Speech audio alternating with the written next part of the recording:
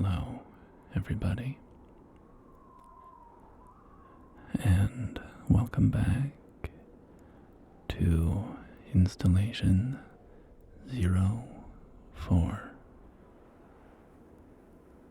Installation 04. In Halo Combat Evolved, which is, of course, the first Halo game, the one that started it all. And we are going to be exploring some multiplayer maps today. Some multiplayer maps.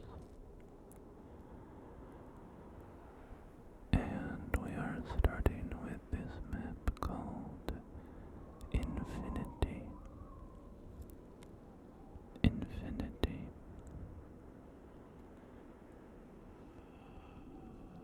And the description for this map reads, quote, "I imagined it would be bigger."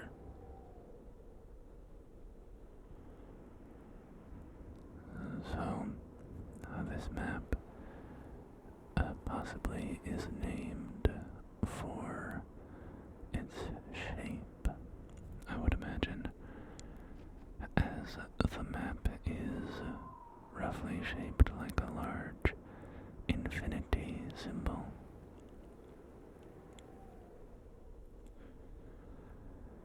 You can loop through the map, traveling from the blue base to the red base, from the red base to the blue base. Following this infinity sign, we have a nice fuel rod cannon there. A fuel rod cannon wielded by the grunts in the campaign.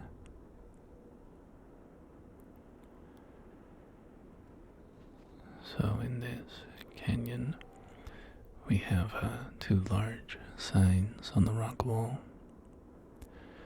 guiding us left to the blue base,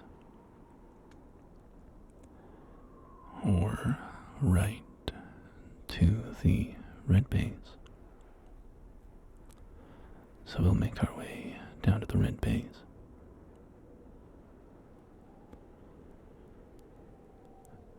And I think in my first Halo CE map wandering video, which I think was my first map wandering video, period. It was either that or Modern Warfare 2, and I'm pretty sure it was Halo.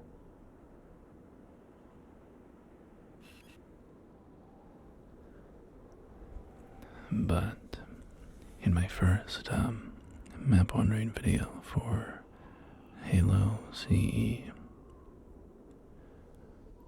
I talked a lot about the aesthetics of this old game, the aesthetics of these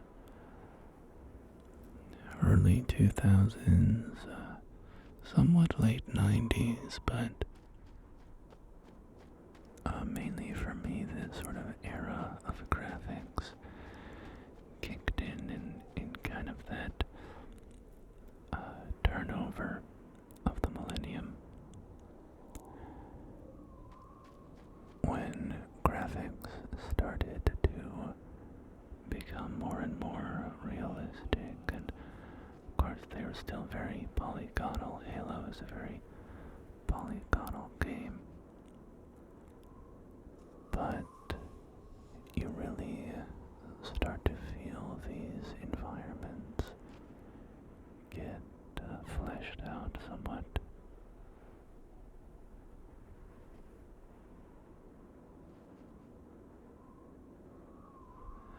And for me, these environments are just very attractive, certainly very nostalgic, but there's something I think very specific about this level of detail. Because which I don't think is quite covered by just saying, oh, it's nostalgia. Because I'm nostalgic for, I don't know, GoldenEye, which is maybe like one step down graphically from this. But overall, it's pretty similar, they're closer to each other than Halo CE is to, Halo Infinite, right? But there's something about this very particular zone of graphical development that I just find entrancing.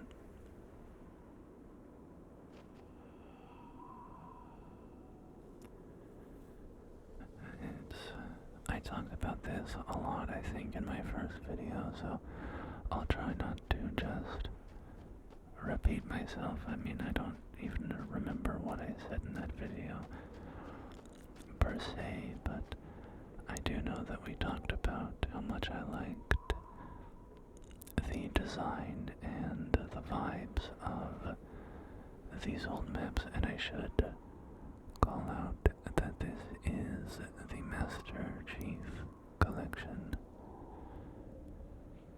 If you're wondering why I have a yellow pistol.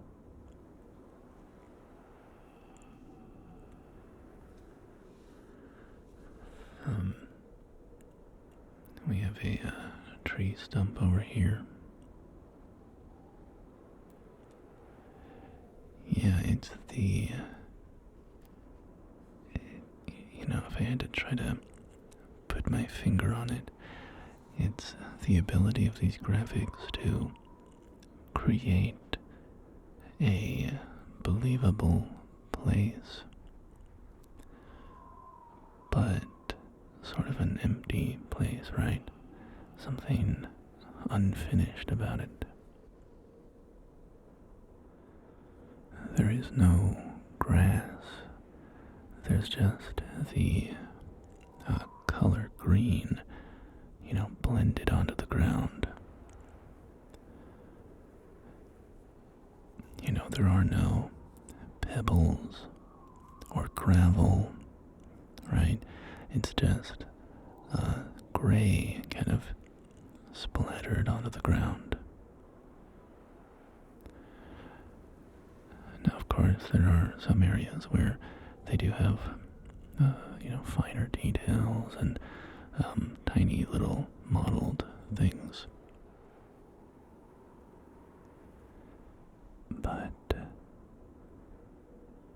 the illusion of detail, the broad strokes, the sort of paintbrush strokes of creating a real world here within the bounds of their technological limitations, I find just very compelling. There's something slightly comforting about it, but also kind of bittersweet, right? There's an emptiness to it, a loneliness to it.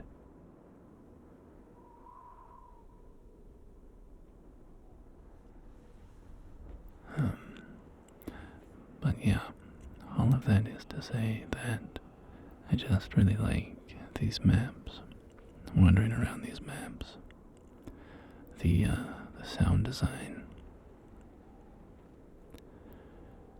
which did have an idea about doing like a Halo CE sounds video. No talking, just the little ways that Master Chief fiddles with the guns, the idle animations, the sound of his footsteps on the dirt or the metallic floors, the drip drip of green goo on certain maps. I kind of drafted up a few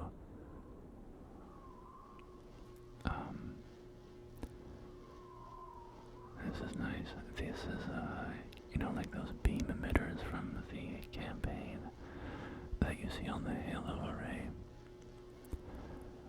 But these ones are color-coded to match the specific bases.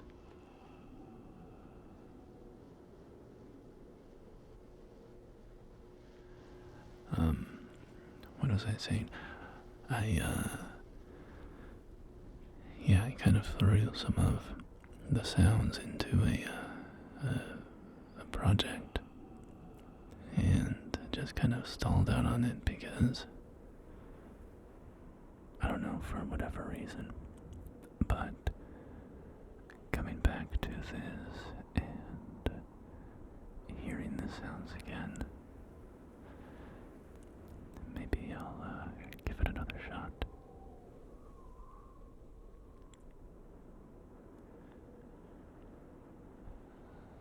So, this teleporter should take us to the red base.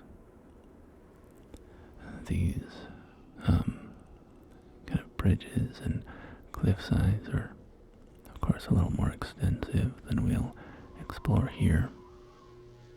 You can climb up the ladders, and I think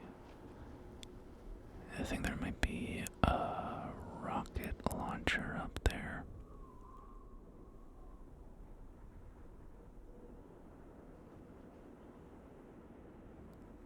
So here we have the blue base with its beam firing up to the other side of the Halo.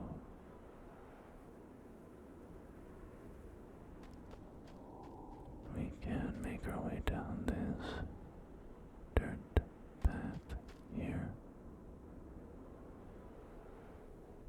and explore the path down back to the center, because you might have noticed that there was a structure there which was not the blue base itself, so let's go take a look at what that was.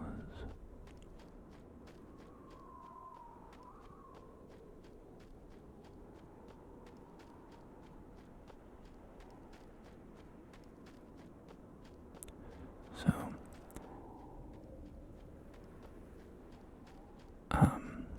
sorry, I'm trying to figure out if I accidentally,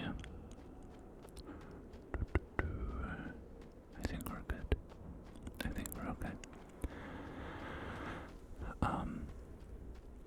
Yeah, so here we have a little structure midway to the blue base. This is, kind of uses the models from the Halo mission in the campaign, where you were driving around collecting a bunch of Marines, and this construction style, whatever, is scattered throughout that level.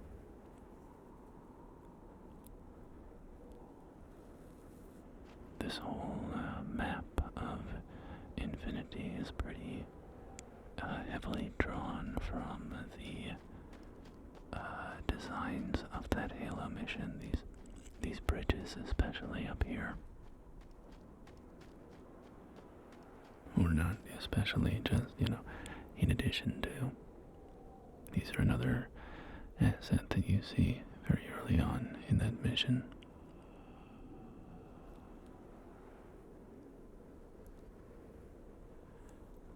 But let's move on to another map.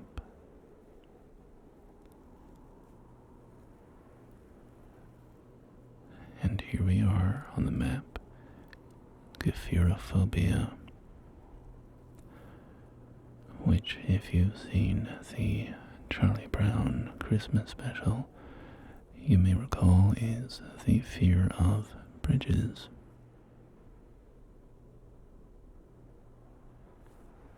And the little blurb for this map reads, "Scary, huh? Scary, huh?" And the map's bottom is obscured by a thick sheet of white fog. So this map we have another good view of the halo ring here. It is a very beautiful sight. A very iconic sight in the Halo games. Halo 3, I always remember having a particularly beautiful halo ring. It's just so wide as it stretches off into the horizon. It does a great job at conveying how massive the ring is.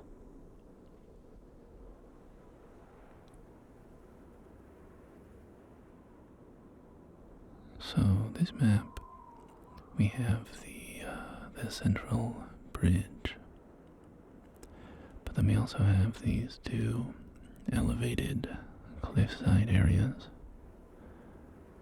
Very useful sniping positions if you want to harry people on the bridge.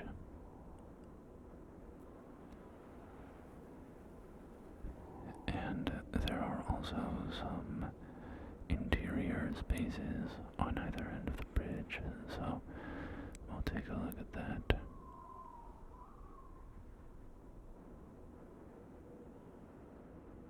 Of course, we have the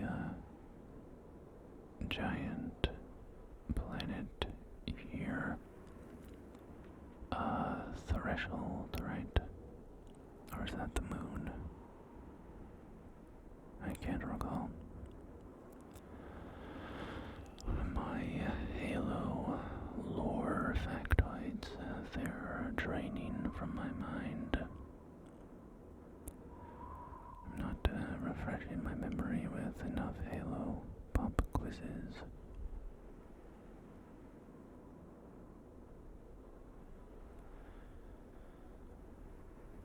I like the range of atmospheres that they play with in these Halo maps, especially in this first game.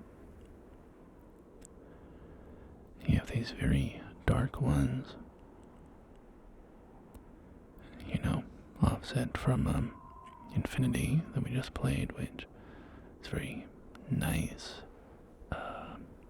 sort of bucolic, grassy canyon.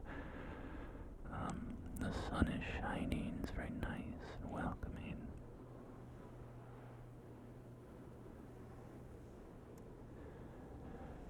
That bridge is a dangerous place to be when you have these sight lines.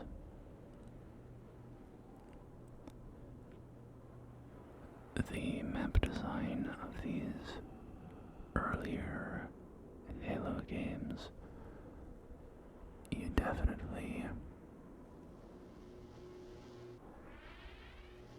you can detect the era that these were made in, let's put it that way. Maps for competitive shooters nowadays are very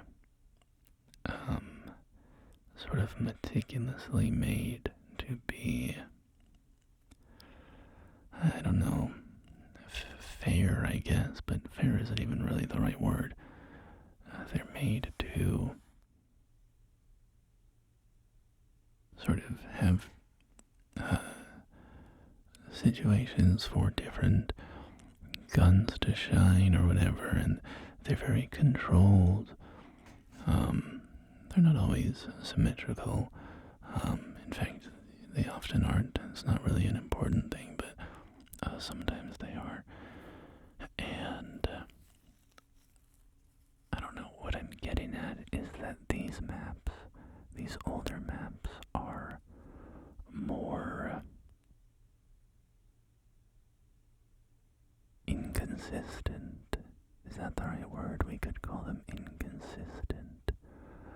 Modern competitive map design, I feel, is focused on trying to make matches consistently fun, consistently competitive, and to funnel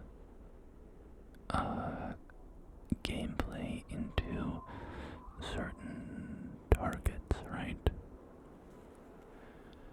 By which I mean, like, oh, we've designed this spot here to be a big arena where we think a lot of the fighting is going to happen. So we're adding cover and, very carefully placing our health packs and weapons and whatever it might be. These older maps are just kind of like, hey man, we just sort of whipped together an arena and we threw a bunch of shit at the wall and have fun. So you end up with these maps like this one where you just have these massive sight lines over the whole arena, right? You can also think of like Blood Gulch as an example of that. And so people with a sniper rifle, if they're good, they can just dominate the field, right? For as long as they have bullets. You think about, take the example of Blood Gulch, which, if you're unfamiliar, it's basically just a canyon. There's like one little tunnel on the side to get from one side of the canyon to the other. And there's some rocks and some elevation and stuff on the outskirts, but for the most part, it's just a canyon with a base at one end and a base at the other end. And when you think about how that map has evolved, I think it was maybe the Halo Reach version of it, or somewhere along the line, they added like a center structure, a sort of underground bunker thing that you can take cover in. And they added a variety of ways to complicate, or complicate's not the right word, to balance out the experience, right?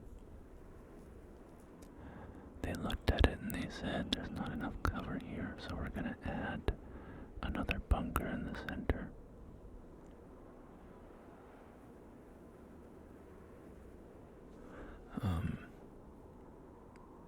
Another good example of this would be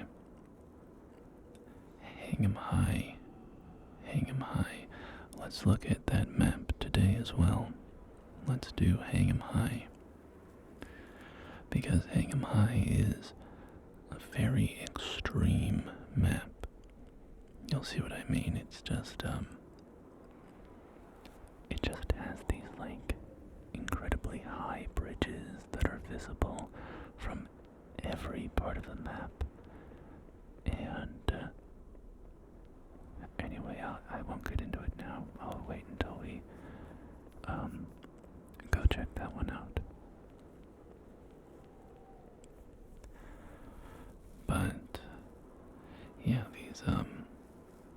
I know I talked about this in my last CE video as well, right? So, I know I said I wouldn't repeat myself, or I would try not to, but here I am just repeating myself. Let's go ahead and move on to another map. This one is called Rat Race. Up the ramps, down the tubes is the description of this one. This is one that, for some reason, I have some more fond memories of. It sticks out in my mind a little more. It's kind of simple in some ways. It's really basically just shaped like a triangle, I think, or a box. You can just kind of run in circles around this box. So a very simplistic, basic design. But then they add an upper level where you can drop down onto certain areas of the box. And they have a couple of teleporters throughout the map. So it's kind of takes a very simple, basic design and then complicates it with a couple of additional, like unpredictable infiltration points or movement methods, right? If you're moving through the box, you not only have to worry about, ahead of you and behind you, but now somebody could come through a teleporter at any moment, or somebody could drop down from a hole in the ceiling right on top of you. So I recall this map being kind of a high-stress one. You're always getting kind of surprised, or always having to watch your back. Or if you're the guy coming up here, I'm gonna jump down and grab the overshield and backsmack a guy who didn't even know I was coming. And here we have the active camouflage. This little pyramid with what looks like an eyeball in it, a little plasma eyeball.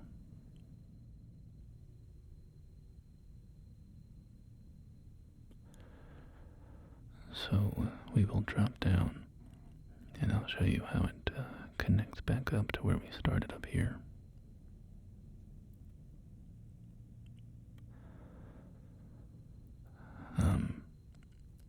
But yeah, I'm kind of working through the thoughts. But there's just something about these earlier competitive maps where it's like, this would never be made today. Like, Geophobia would never be made today in a competitive shooter, I feel, I mean, it's an exaggeration, right? But what I'm saying is that is not a generally acceptable style of map development today.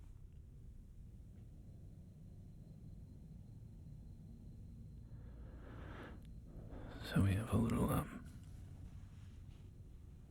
light fixture slit up there. Here we have some Covenant shields. They do complicate these areas a little bit with the physical structures that they put in, right? Because these are basically just hallways.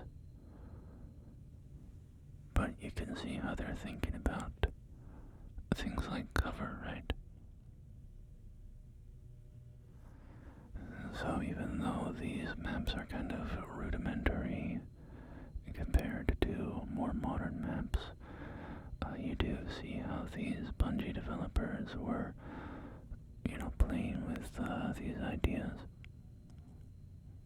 You can't just have a tunnel, an empty tunnel through the majority of your multiplayer map.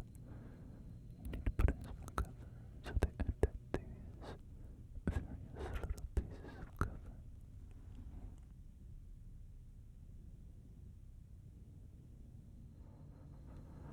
I like this segment of the map here, this little stretch of hallway. I like the archways that kind of make their way down the room.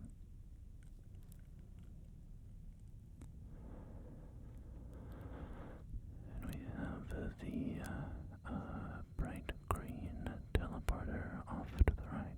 The teleporter, teleporter, teleporter, teleporter, teleporter,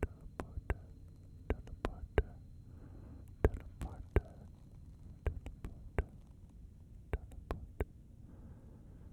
green teleporter, teleporter, teleporter.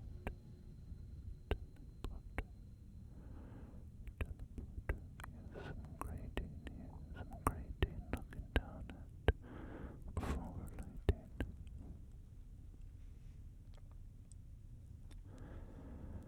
And we have,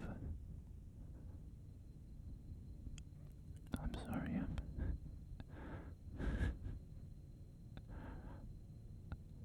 I don't know why I looked at that and the first thought I had was that it looked like a butt plug. Sorry, I should never speak. I should never speak again. I mean, it had the little flare out at the base and everything, right? Am I crazy? Am I crazy? I am not crazy. I know he changed those numbers. So this up here is an overshield. This is the other hole in the ceiling that you can drop through if you are in those upper caves.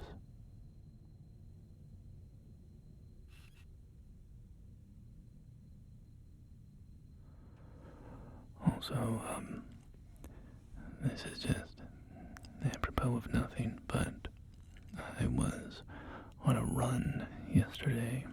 I often go running, and I kicked, the pavement was slightly misaligned between paving stones, right?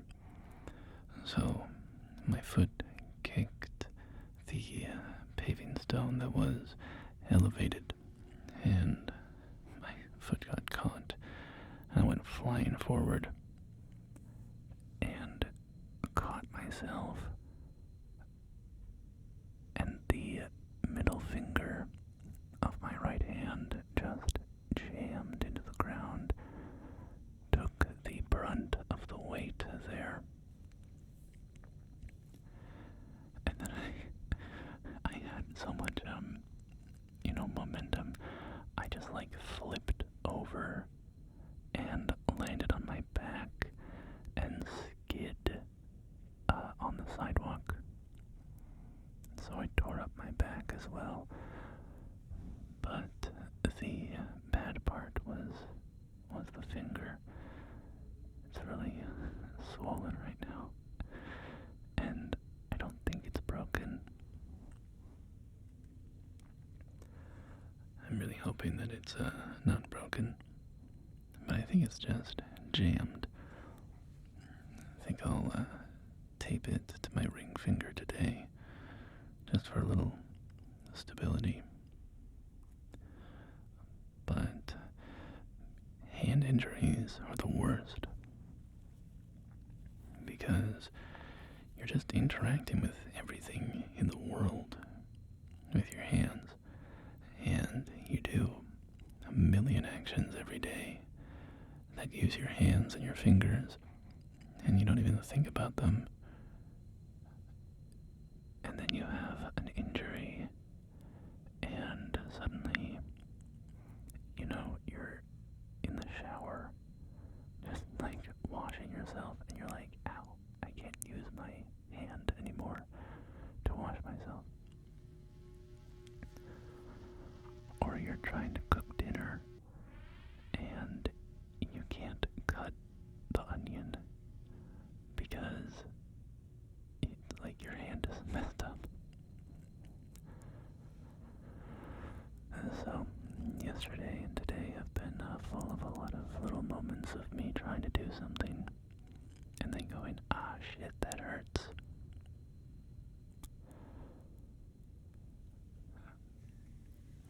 Anyway, just thought I would loop you in on my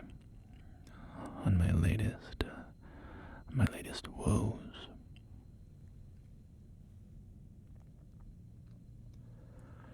But anyway, I think we've pretty much completed a loop of rat race, seen everything that there is to see here.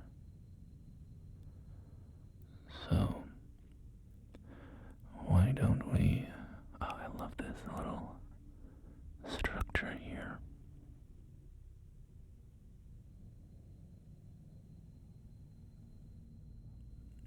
Welcome to Damnation. Covenant Hydro Processing Center is the description for this map. And as we can see, we find ourselves in, or above rather, some kind of a sea, or perhaps a large lake. But most of what we're going to be seeing on this map here is this purple-blue Covenant architecture of this hydro processing center, whatever that means.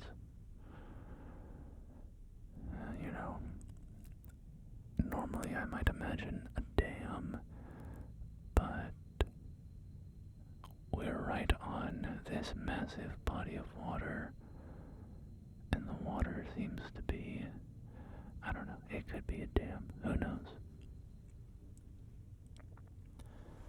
Probably the most likely option.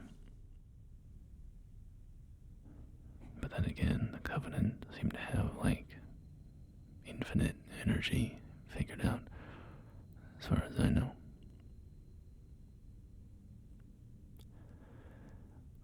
We have some green goo here, which I always thought was flood blood, or some kind of fluid of the flood infection, because you see it a lot in the levels that include the flood. But maybe the developers are just using it here as dripping water from the pipes, some dripping goo.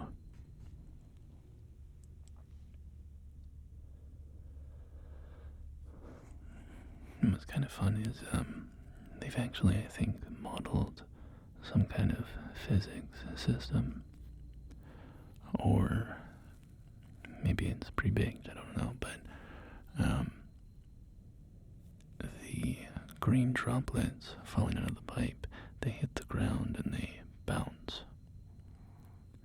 And over there was not super noticeable because it was just falling directly down onto a flat surface.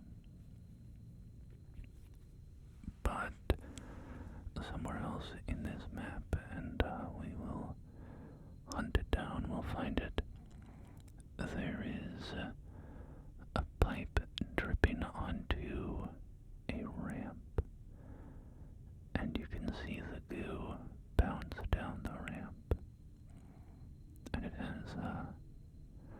so much variation to it that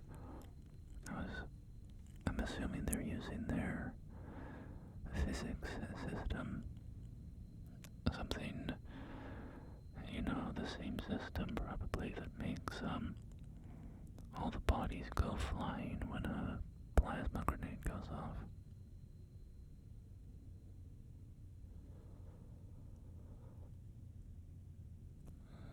So, this map, we will see the waterfalls. Where are they? I think they're to our right here. Maybe if we just... Oh, there's an active camo there. Hello. A teleporter up there. I like the sky. The sky is so full of stars. The stars are so visible even though it's also kind of bright out. It doesn't really seem like nighttime. And yet the stars are so visible.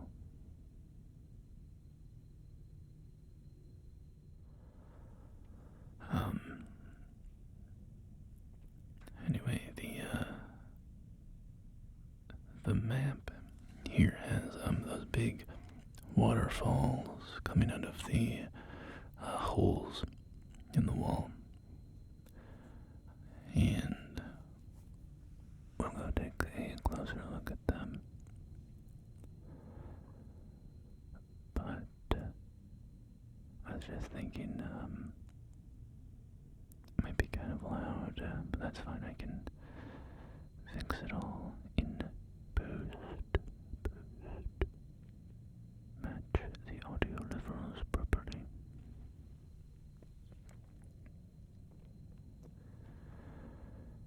Have you guys seen the movie A Quiet Place? This is super random. This is out of nowhere except for the fact that I mentioned a waterfall. But in the movie A Quiet Place,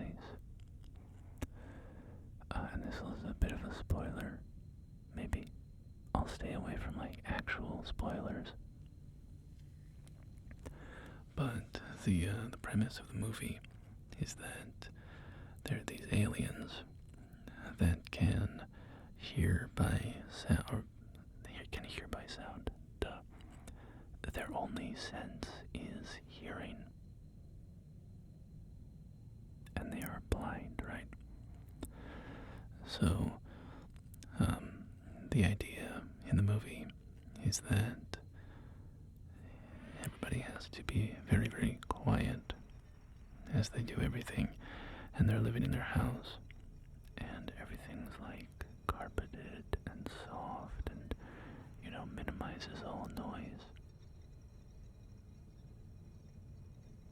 And then at a certain point in the movie, a couple of the characters go to a waterfall.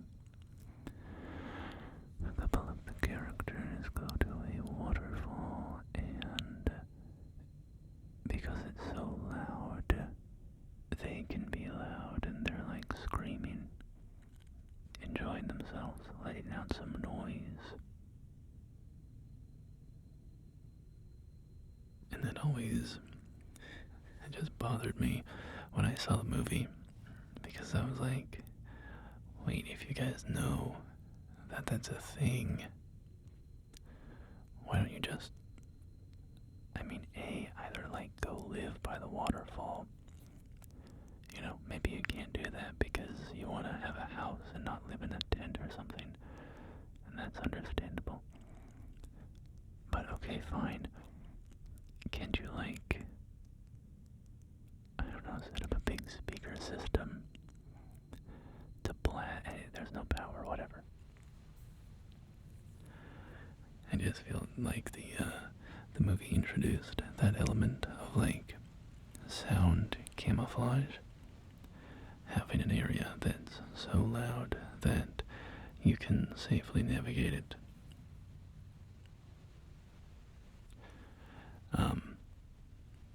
But then the characters didn't use that as a strategy to just live their lives. Anyway,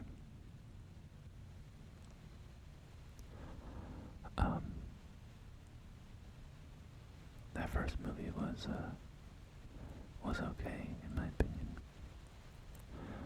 The second movie I thought was terrible, and the third movie, like Day One or Part One or something, I thought that was a great movie. Very nice movie.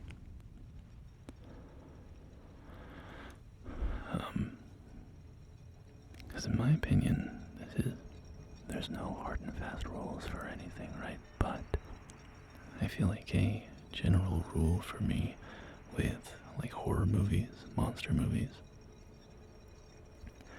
is you can have a good movie that's about a monster, but the best horror movies are the ones that aren't really about the monsters. They're about the people. And the third Quiet Place movie, the like prequel one, is about the people more than it's about the monsters. And that's what makes it so good. Okay, I'm gonna stop yapping about unrelated topics because now we found the bouncing goo. The bouncing goo. So you can see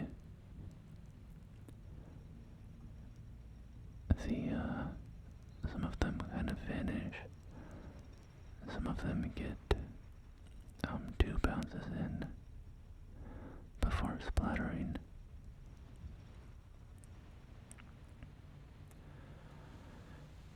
Yeah, anyway, I don't know why I like that so much, but I just like the bouncing goo. I like the bouncing goo.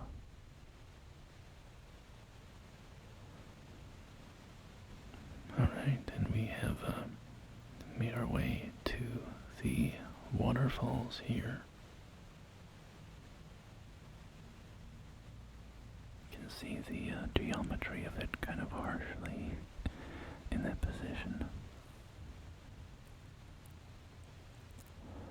But let's continue on. This is a nice...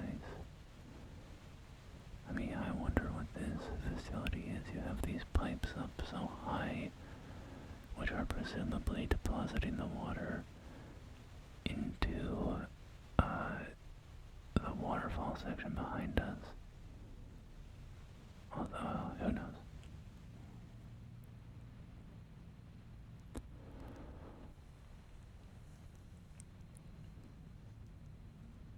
I like this early Covenant architecture from Halo CE. Just how purpley it is. They kind of tone it down somewhat. Well, tone it down is not the right word. I really like the Covenant architecture in all the games. But this first one is it's just nice. Local man tries to find any way to say he's nostalgic for something without actually saying the word nostalgia. This architecture is really something very interesting about it in particular. No, it has nothing to do with the fact that I was a child when I was first exposed to it. No, it's actually something very innate and unique to the architecture itself.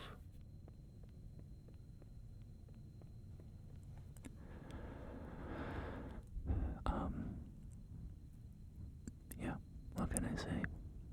I like Halo CE, that's all. But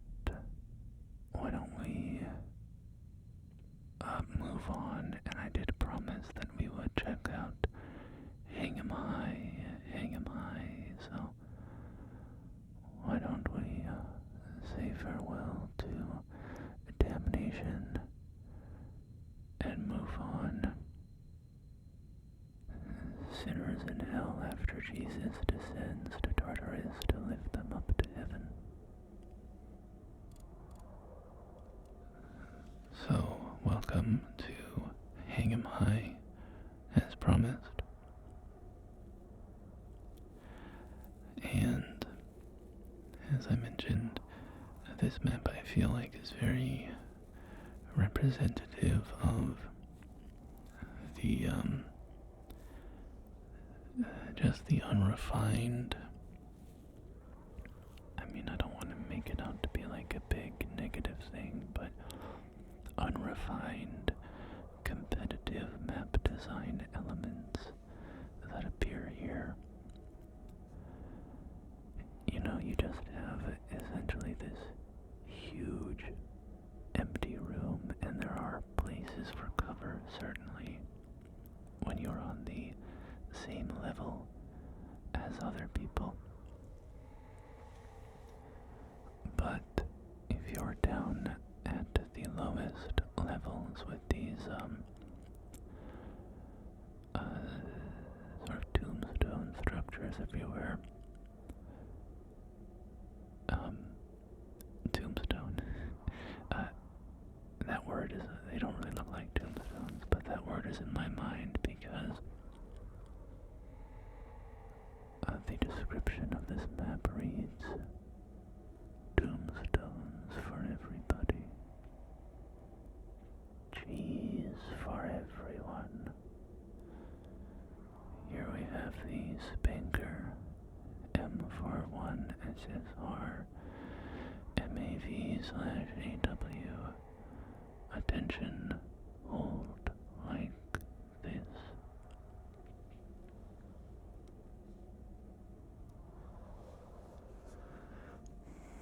I was gonna say that's a bit silly to put that on the weapon. You know, hold like this with an arrow telling you where the rockets emerge from. But I did just watch A Quiet Place. Sorry, not A Quiet Place. We were just talking about that. I just watched Ready or Not 2. Ready or Not 2, which is kind of sort of a schlocky horror movie. But in that movie, somebody walks in with a missile launcher and they fire it and it shoots out backwards because they had the missile launcher on their shoulder the wrong way.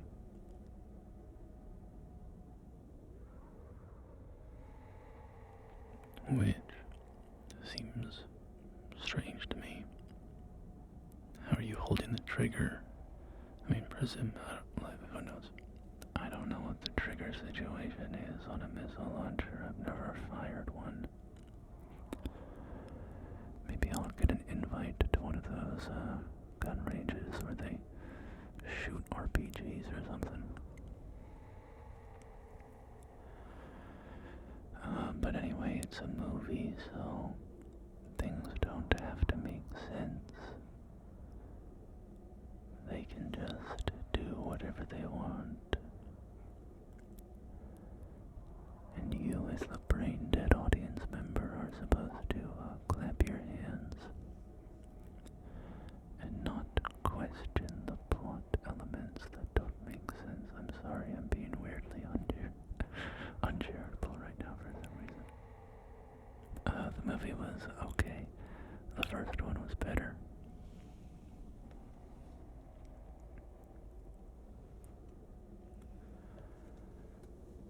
It's kind of an interesting map. This is another element, I think. You particularly see it with these multiplayer maps, but it can be in the campaign as well. The purpose of these locations is so obscured. I mean, there is no purpose to this room. Presumably, it exists as an arena to be fought in, right?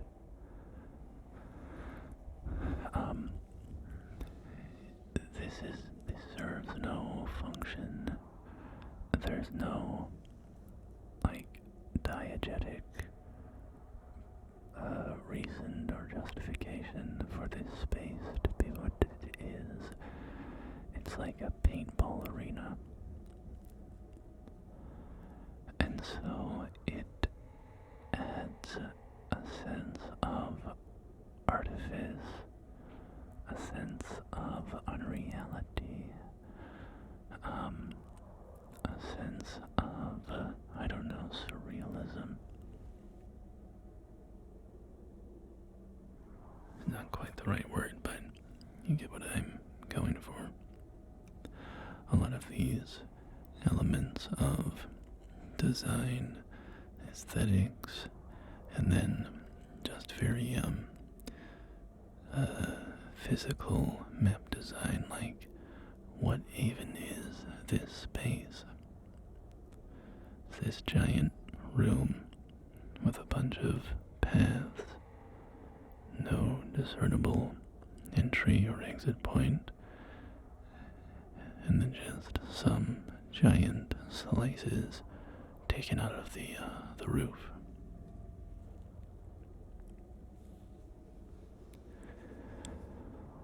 So, just another element that makes these maps have an air of unreality, a touch of strangeness, that sort of dreamlike quality. Do you think that's one way that you could describe these old maps, right? They have a dreamlike quality. They live in the same place of irrationality as a dream.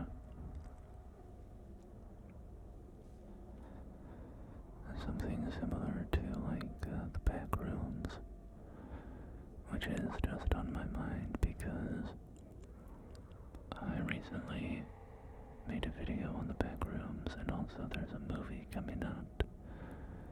So that reference point is close at hand. But the infinite, nonsensical arrangement of the back rooms, right? How there's just kind of walls and floors and hallways and stairs and things that have no functional purpose. It's just a sort of dreamlike reflection of a real space. You have a little bit of that going on in these maps as well.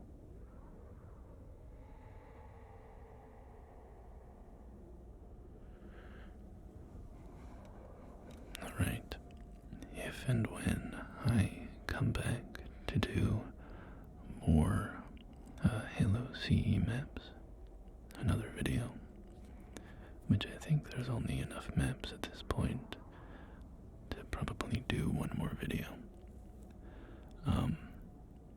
If I come back to this game, I am banning myself from talking about the vibes of the maps, the aesthetics of the maps. I can't do that 3 videos in a row.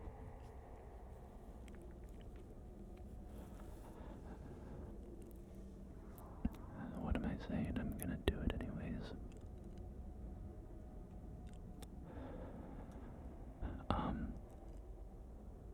I don't know, it's just, it's such a major element of these maps for me. And of course, it's because we're walking around them alone, right? None of this stands out when you're actually playing multiplayer and you're laughing because your friend just stuck you with a plasma grenade or whatever. it's only when you're alone and the reality of these locations starts to settle on you that these thoughts start to percolate.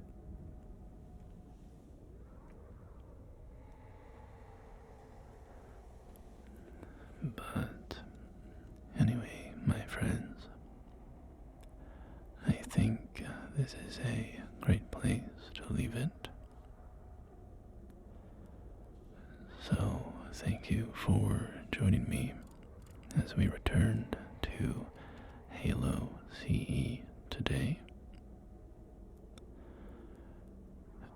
And until next time, my friends, please take care of yourselves, and I will do the same. Goodbye. Goodbye.